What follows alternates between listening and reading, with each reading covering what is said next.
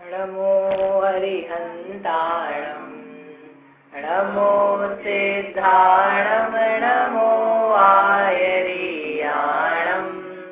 नमो भुवच्छायाणं नमो लोहितवसाहूणं नमः श्रीवर्धमानाय निर्धूतकलिलात्मने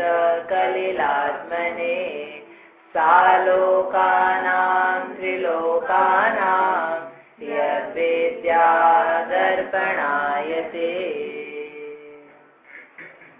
ये मांगलिक ग्रंथ श्री रत्नाकरण जी शावकाचार्य, इसके रचयिता आचार्य भगवान श्री समंत भद्र स्वामी हैं। इसमें पहले अधिकार में सम्यक दर्शन का वर्णन है। सम्यक दर्शन का स्वरूप बता करके इसके 8 अंग है, उसमें से छठा अंग है, इसका नाम है स्थितिकरण। उस स्थितिकरण अंग को अपन समझ रहे हैं। 16वें नंबर का श्लोक पढ़ते हैं। दर्शनाचरणाद्वापि चलतां प्रत्यवस्थापनं प्राज्ञे स्थितिकरणमुच्यते। स्थितिकरण कहते हैं। किसे स्थितिकरण कहते हैं? दर्शन से, चारित्र से जो चला हुआ है, चलित हो गया है, ऐसे जीव का पुनः धर्म में प्रत्यवस्थापनम। प्रत्यवस्थापन यानी उसका पुनः जैसे पहले था वैसा स्थापन कर देना।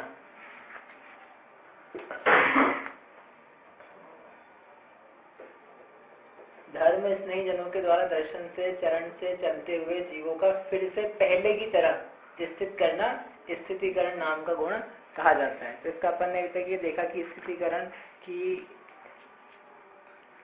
क्या देखा अभी तक कि स्थितिकरण की आवश्यकता क्यों पड़ती, धर्म से जीव चलित क्यों हो जाता है। कल ये समझा ना अपन ने, इसके अलग अलग कारणों की विचार किया था। अब अपन आज ये देखेंगे कि जब धर्म से जीव चलित हो गया है तो उसका स्थितिकरण किस प्रकार से करना। ये मुख्य तो वो है। अभी तक तो अपन ने इसकी भूमिका ही समझी है कि इस प्रकार से हो जाता है, इन कारणों से हो जाता है। अब धर्म में स्थितिकरण करना कैसे? कोई जीव श्रद्धांश से भटक गया हो तो उसका स्थितिकरण कैसे करेंगे, या चारित्र से चल गया हो तो उसका स्थितिकरण कैसे करेंगे। समझ रहा है ना अभी तक स्थितिकरण का अर्थ क्या है? पुनः धर्म में स्थापित करना। तो चलित हुआ था उसको स्थापित करें तो स्थितिकरण कहलाएगा। तो कैसे किया जाए, कैसे करेंगे आप बताओ। कोई व्यक्ति है, वह समझ लो मंदिर जाता था पहले, अब उसने मंदिर जाना छोड़ दिया उदाहरण के लिए, तो क्या करेंगे उसके लिए आप? ठीक है, छोड़ दिया उसमें क्या है, क्या करोगे आप?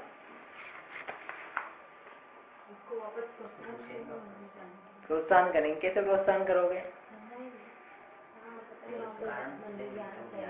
हाँ ठीक है, एक तो कारण पूछेंगे उससे कि आजकल आप आ क्यों नहीं रहे हो। वो जब वो कारण बताए तो कुछ कारण जैसे भी रहेंगे तो उन कारणों को देखते हुए इस प्रकार से उसे समझाया जाए कि जिससे वह पुनः क्या हो, मंदिर आने लग जाए। तो मुख्य क्या रहेगा? समझाना उसको। कोई व्यक्ति मंदिर नहीं आ पा रहा है, क्यों नहीं आ पा रहा है? बोले कि अब मेरे को समय नहीं मिलता है। समय क्यों नहीं मिलता है? क्या करते हो कि ट्यूशन जाते हैं, पढ़ते हैं, स्कूल जाते हैं। स्कूल कब जाते हो? सुबह से रहते 7 बजे से, तो मंदिर स्कूल जाने के पहले चले जाया करो। अथवा तब नहीं जा सकते कि एकदम भागते रहते हैं कि बस नहीं छूट जाए, वहां बीच में कब दर्शन करेंगे हम। तो क्या करना? ठीक है, आते हो, आते वक्त कर लेना। आते वक्त कोई कहेगी हमारे मंदिर बंद रहता है, मंदिर बंद रहता है तो क्या कर लिया जाए, क्या उपाय उसका खोजा जाए। शाम को चला जाए, ट्यूशन जाते समय, ट्यूशन से आते समय, अथवा घर का कोई मेंबर है, वो घर का कोई मेंबर उसको दर्शन कराने ले जाए, अकेले नहीं जा सकता हो, दूर हो। मतलब बेसिकली एक प्रॉब्लम है, उस प्रॉब्लम का सॉल्यूशन कैसे ढूंढा जाए।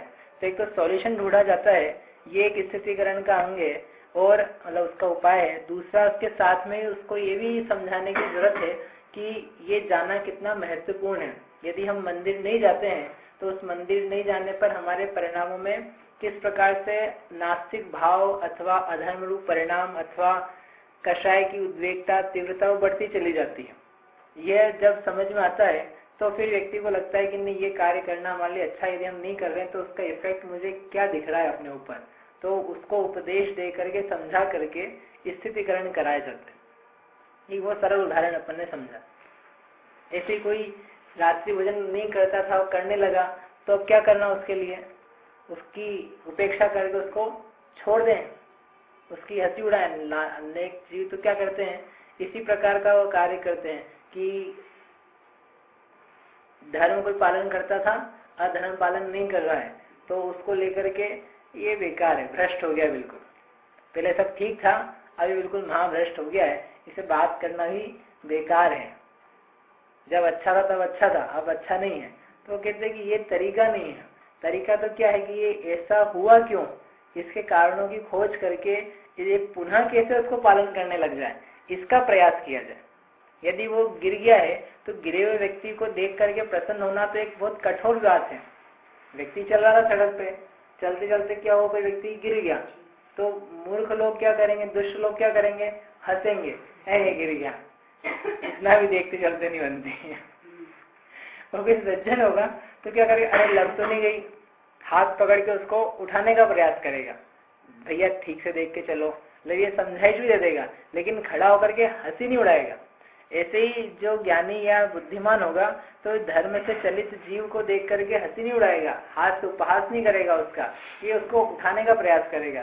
तो किसी को रात्रि भोजन त्याग था और वो करने लगा, तो वो समझाएगा उससे कि भाई कि क्यों ऐसा कर रहे हो, समस्या क्या है, किस कारण से पहले जब तक घर में थे तो घर में तो तुमने आज तक रात्रि भोजन नहीं किया, अब जैसे थोड़ा सा बाहर निकल रहे हो या जा रहे हो, बी करने आ गए अथवा कोई पढ़ाई करने आ जाते ना जैसे बालक लोग, तो घर में जब तक रहते थे तो तब तक तो सब ठीक ठाक था, और अब बाहर निकले और थोड़े समय क्या हो गए, चलित हो गए। कारण क्या है, अनेक लोग से हम मिलते हैं तो ये सी दिखता है, जब तक घर में थे माता पिता के साथ थे तब तक सब ठीक था, और उसके बाद बिगड़ गए। क्यों बिगड़ गए? कारण, तो कल कारणों की बात करें तो संगति ऐसी मिल गई, साधन नहीं मिल पा रहे पालन करने संबंधी, यानी कुछ कारण बन रहा है, तो उस कारण को देख करके क्या करने की आवश्यकता है, स्थितिकरण की। तो अपन समझो उस चीज को कि ये ऐसा क्यों हो रहा है, या इसकी संगति ऐसी है, अथवा व्यक्ति कहता है कि नहीं मुझे क्या है कि चाहता हूं करना लेकिन ऐसा कोई साधन अवेलेबल नहीं है।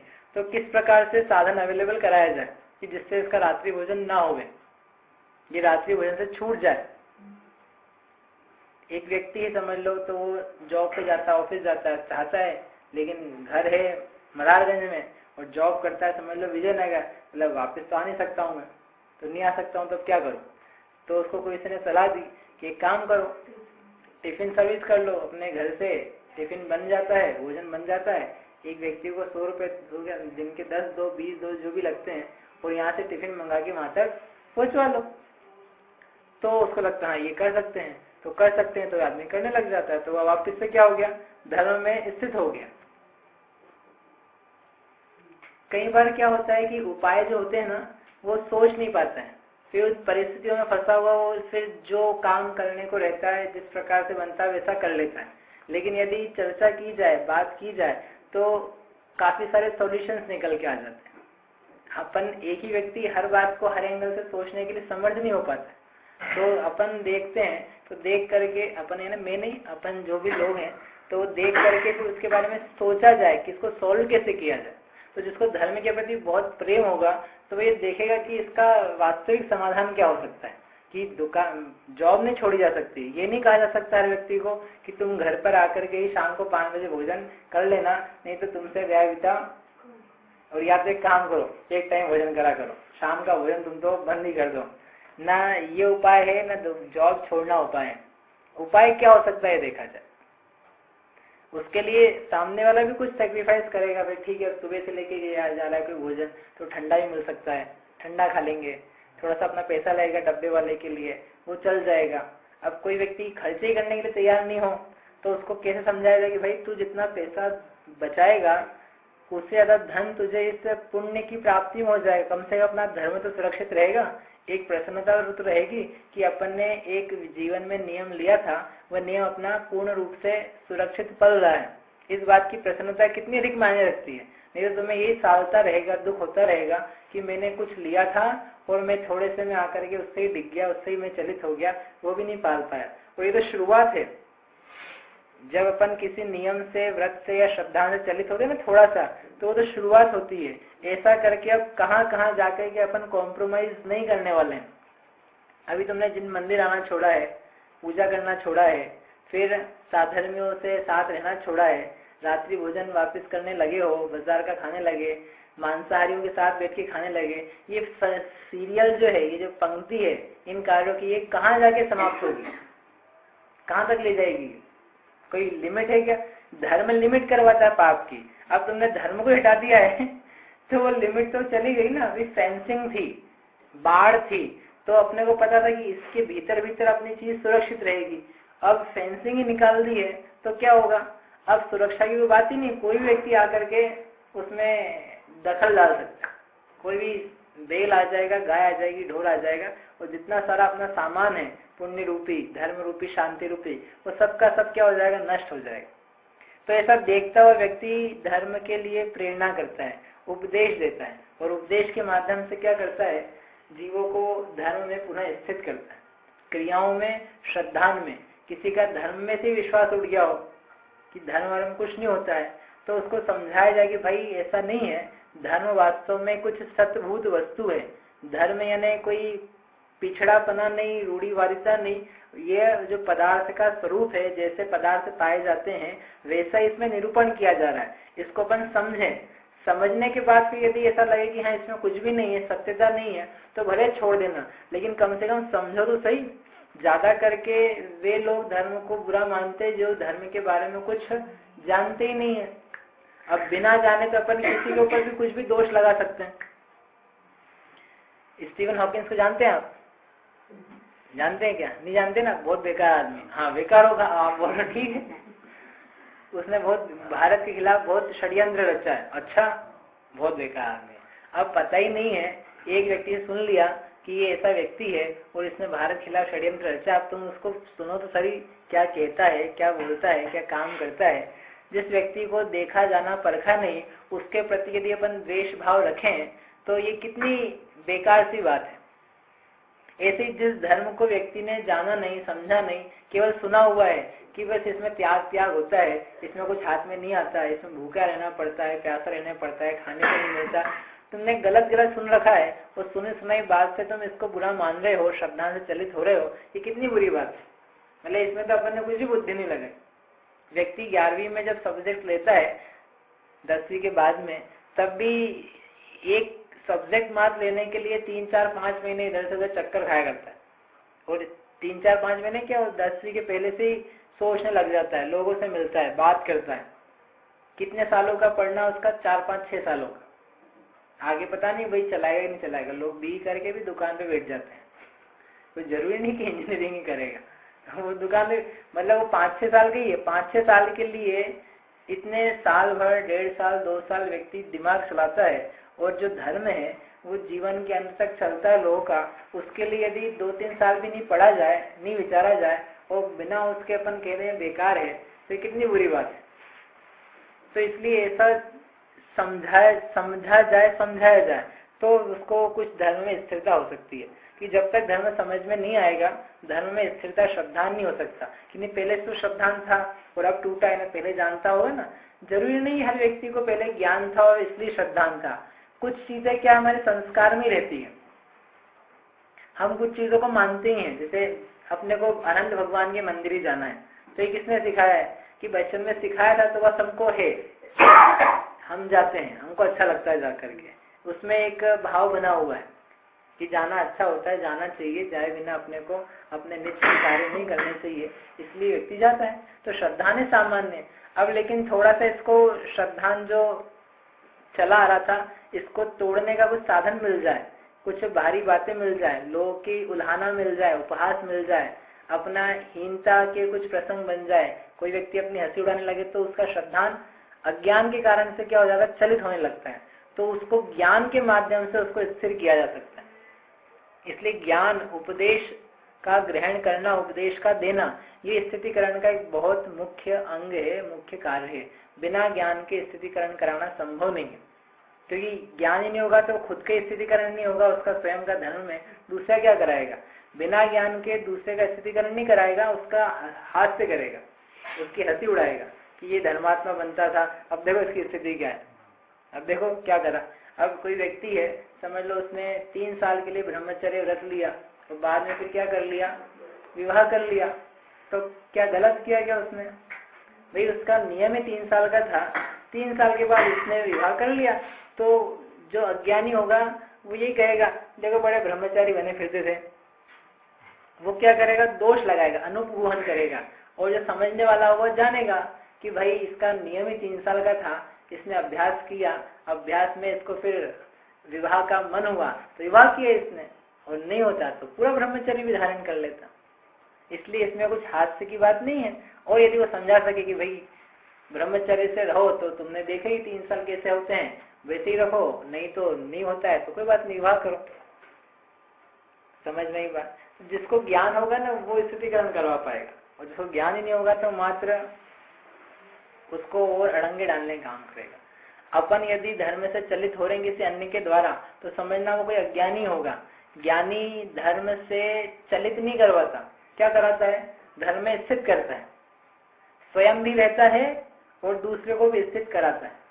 तो ये तो एक इस प्रकार से स्थापित किया जाता है। हम तो इतने ज्ञानी नहीं है, हम नहीं कर पाएंगे, ऐसा नहीं है। अपन जितने भी हैं, जिसको धर्म में जितनी श्रद्धा है, जो जितने धर्म का पालन करता है अथवा और अधिक को जान करके पालन करना चाहता है, बड़े का भी, तो उसको इतना ज्ञान बनने लग जाता है कि इन चीजों का पालन अच्छी तरीके से हम क्यों करना चाहते हैं, क्यों करना चाहिए। तो वही चीज जिनके कारणों से मैं पालन कर रहा हूँ वो मैं आपको नहीं बता सकता हूँ।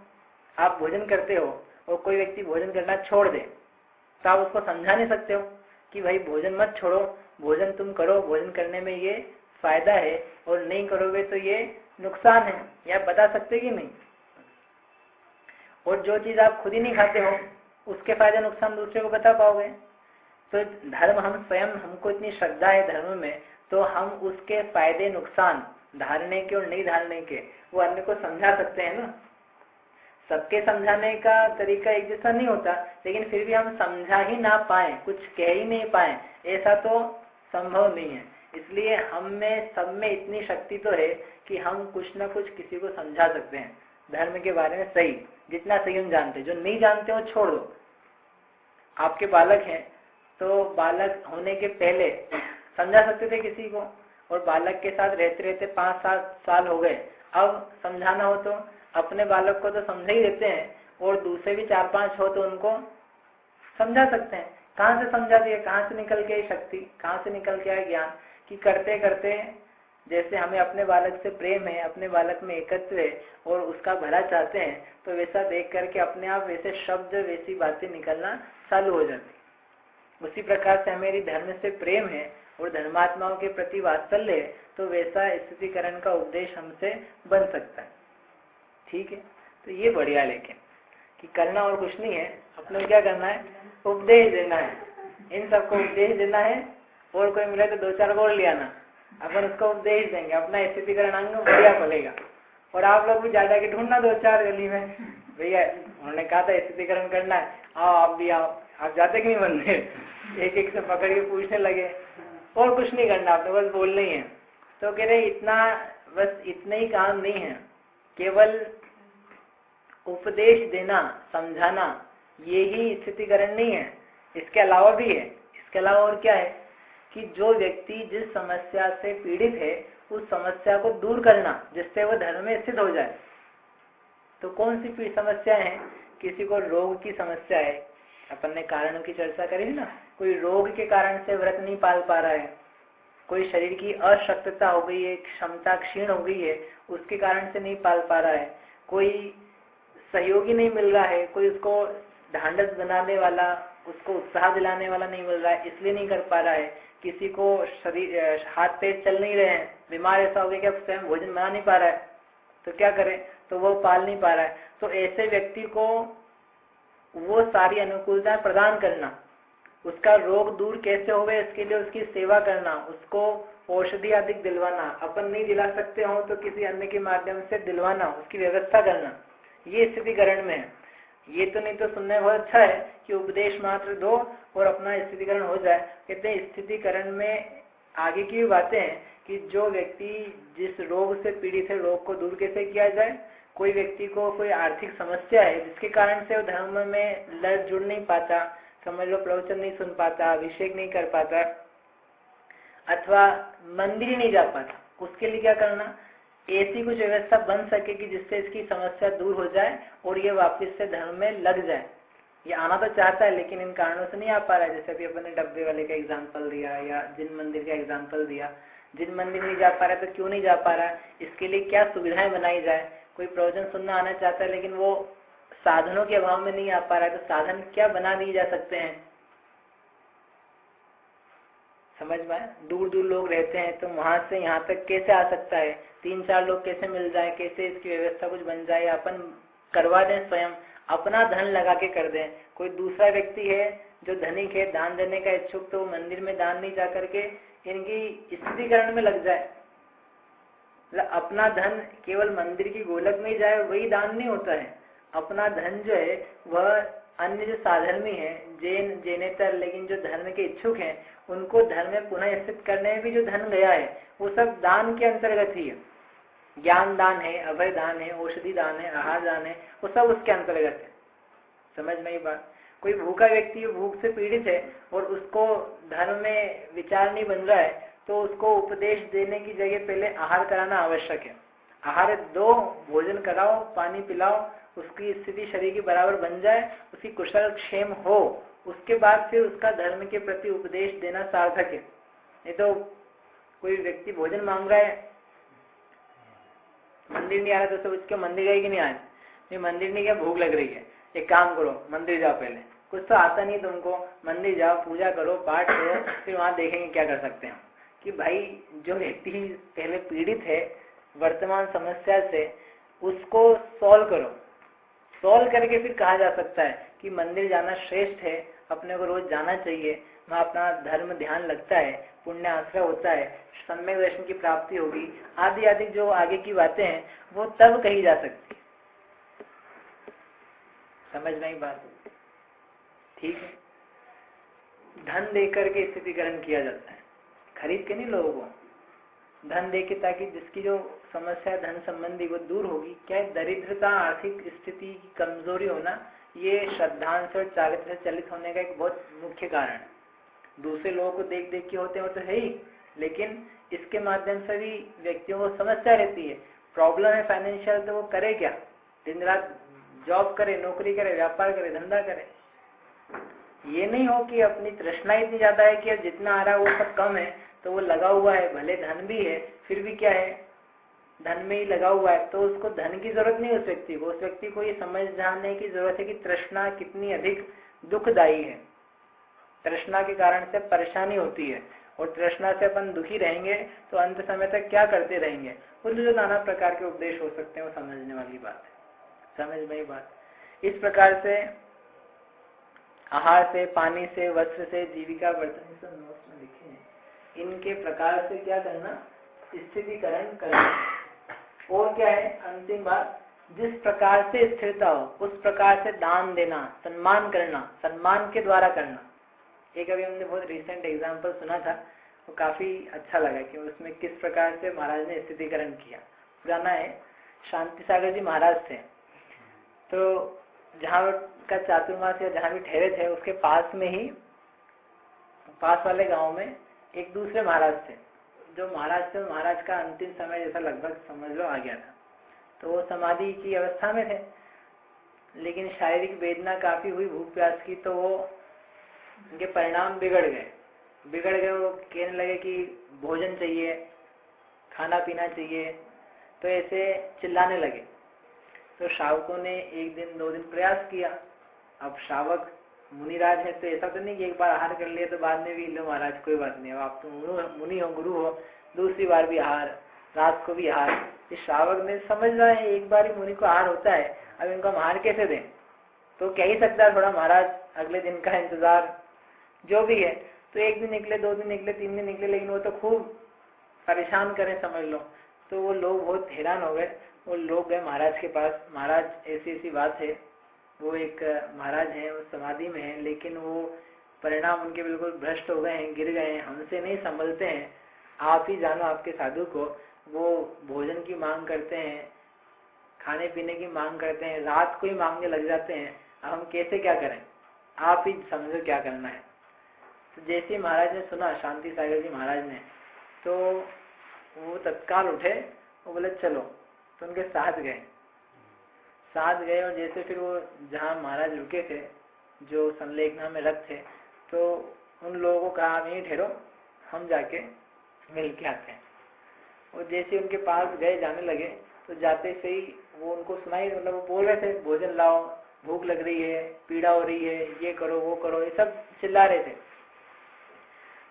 तो शांति सागर जी महाराज ने जाते से ही वहां पे जोर जोर से आवाज लगाना चालू करी, छपक राज की जय हो, महाराज की जय हो, हे महाराज आपको नमोस्तु नमोस्तु नमोस्तु, आप महान हैं, आप श्रेष्ठ हैं, आपने संलेखना धारण करी है। ऐसे उत्कृष्ट वचनों से वो जो मुनिराज थे, मुनिराज का सम्मान करते चले गए। ये है आचार्य शांति सागर जी का नाम सुना होगा ना? नहीं, सबसे बड़े पहले इस युग के आचार्य और महान आचार्य, जिनकी तप तपस्या सारी चीजें श्रेष्ठ रही। तो वो जाते थे, मतलब कुछ देखा ही नहीं क्या है, मतलब दिखा सुनाई तो क्या पड़ रहा था, भोजन पानी मांग रहा है ये साधु। मतलब अपने को लगे कि अपना कोई व्यक्ति ऐसा कर रहा है तो कितना गुस्सा बढ़ जाए, गुस्सा वस्सा कुछ नहीं, उल्टे छपक राज की जय हो जय हो जय हो। आचार्य महाराज को साधु पहले नमोस्तु करता है और आचार्य फिर बाद में प्रति नमोस्तु करते हैं, मतलब वंदन की ये पद्धति है। तो वो कुछ नहीं, महाराज कह रहे नमोस्तु महाराज नमोस्तु महाराज। वो एकदम जो दूसरे महाराज से एकदम बैठ गए, बोले कौन है? बोले तो महाराज हैं। बोले मुझे नमोस्तु कह रहे हैं, इतने बड़े आचार्य हैं, ये मुझे नमस्कार कर रहे हैं। वो आगे आचार्य महाराज से कहते हैं आप धन्य हैं, आपकी साधना धन्य है, आप हम जिस वस्तु को प्राप्त करना चाहते थे, जिसके लिए हम इतनी साधना कर रहे हैं, आप उसको प्राप्त करने जा रहे हैं, आप उसकी साधना में लगे हुए हैं, आप महान हैं, आपकी जय हो। तो उसको लगा कि अरे क्या हो रहा, मैं कहाँ था, मैं क्या कर रहा था, मेरा पद क्या है, मेरी स्थिति क्या है, और मैं कहाँ भटक गया था। ऐसे प्रिय वचनों से उनका 2-4 वार्तालाप हुए। फिर महाराज ने कहा, शांति सागर जी महाराज ने, आपको कोई तकलीफ है, कुछ वेदना है? बोले कुछ नहीं, कुछ वेदना नहीं है, कोई तकलीफ नहीं है, सब बढ़िया है। जब आपके जैसे आचार्य हमें इतना संबोधन कर रहे हैं तो फिर वो सारी वेदनाएं तो मैं भूल गया था, मेरी गलती हुई थी, इसलिए वो सब भूल करके तो उनकी अच्छे से तो मतलब संलेखना हो गई। मतलब इतनी बात से ही क्या हो गया, सिद्धिकरण हो गया। मतलब सॉल्यूशन कैसा निकाला, कैसा करना चाहिए वास्तव में, कि वो व्यक्ति है, व्यक्ति आपसे बड़ा है कि छोटा वो नहीं देखा। आचार्य महाराज कह रहे कि ये इसको सम्मान और इसके पद की प्रतिष्ठा कैसे विचार में आए, मतलब मैं किस स्थान में रत हूँ, मैं भी अंतिम स्थान में हूँ, अभी इसके लिए दूसरा उपाय नहीं, तो वास्तव में जीवन का श्रेष्ठ अंतिम समय है। इस समय यदि परिणाम नहीं सुधरे तो कहाँ से क्या बन जाए। तो इसलिए इस प्रकार के संबोधन मात्र के द्वारा उसका स्थिरीकरण कर दी। इसलिए लिखा ग्रंथ में कि जिस प्रकार स्थिरता हो उस प्रकार दान दे करके, सम्मान करके, श्रेष्ठता के द्वारा उसका क्या किया जाए, स्थितिकरण किया जाए। स्थितिकरण करने का उपाय है ये, समझ में? ऐसा नहीं समझना कि हम तो इससे बड़े हैं, अब इसके सामने इसका सम्मान कैसे करें, हम सम्मान करेंगे तो फिर ये हमसे बड़ा हो जाएगा, फिर बड़ा हो जाएगा तो हमारे सिर पे चढ़ेगा। ये सब बातें धर्म की वास्तविकता में सोची नहीं जाती। एक माता यदि अपने बालक को समझाती है तो समझाते समय ये नहीं सोचती कि अब जिसको मैं इतना सम्मान दे रही हूँ, प्रेम दे रही हूँ, तो कल को मेरे सिर पे बैठ जाएगा और फिर मेरे को ही माँ नहीं समझेगा, फिर मेरे पे हुक्म चलाएगा। तो ये कुछ बातें नहीं सोचती हुई ये अच्छे रास्ते पे कैसे रहे, मतलब उसके लिए एक मनुष्य घोड़ा बनने के लिए तैयार हो जाता है, चल बैठ जा मेरे पीछे बैठ के, ये अपन ऐसे चलेंगे। मतलब जो भी घर में खेल कूद हो जाते हैं बच्चों के साथ, कारण क्या उसका, प्रेम कारण रहता है ना। तो इसी जिसको धर्म से प्रेम है तो धर्म के प्रेम के कारण उसको थोड़ा नीचे भी आना पड़े और उसका दूसरे का स्थितिकरण हो जाए तो उसके लिए तत्पर रहता है कि ठीक है कोई बात नहीं। कि अपन कहा सोचो, मुनिराज श्रावक के घर चले जाते हैं, यूं श्रावक के घर जाते नहीं है। मुनिराज क्या काम है, श्रावक के घर जाके आहार को छोड़ करके वो क्या काम है। लेकिन मुनिराज भी कदाचित किसी को संबोधन करना हो, किसी को रोग के कारण से अशक्तता हो गई हो और उसके परिणाम विचलित हो रहे हो, तो उसके लिए उसके घर भी चले जाते, उसको संबोधन देते। वो सोचते रहे मुनिराज हम साधु हैं, जिसको बीमार होना इधर ले आओ, यहाँ करेंगे जो भी करना है, यहाँ बिठाओ मेरे सामने नीचे, फिर हम करेंगे। ऐसा नहीं करते। मतलब समझे आप बात को, कि मुनि होने पर भी वो श्रावक के घर इस प्रसंग से चले गए। इससे छल मत ग्रहण कर लेना कि फिर कभी भी चले जाए, महाराज हमारे घर का उद्घाटन है, प्लीज आप आओगे तो हमारा धर्म में स्थिति ग्रहण हो जाएगा। टाइम पास मत समझ लेना, इसे मतलब एक्सेप्शनल अपवाद रूप अवस्था है, उसको बताया। ठीक है, इस प्रकार से करना। मतलब मन जो विचलित है ना, धर्म श्रेष्ठ है वास्तव में, और हम यदि उसका पालन करते हैं तो उसमें हमें भय नहीं लगना चाहिए, डर नहीं लगना चाहिए, अपना अपमान आदि के बारे में नहीं सोचना चाहिए। वास्तव में अच्छी वस्तु को धारण करने पर परिणाम श्रेष्ठ बने रहने चाहिए, क्योंकि हम कुछ गलत नहीं कर रहे हैं। डरे वो जो गलत करते हैं, हम कुछ गलत करते ही नहीं है धर्म संबंधी, बल्कि अच्छे बातों को धारण करते, क्रियाओं को धारण करते हैं, तो भय किस बात का? अधर्म को करने वाला नहीं डर रहा है और धर्म को धारण करने वाला डर रहा है, ये कितनी विपरीतता है, ये कितना पंचम काल का प्रभाव जैसा है कि हमने यदि कुछ धर्म श्रद्धा धारण किया है और आचरण उत्तम धारण किया है, तो हम क्यों लोगों से डरें?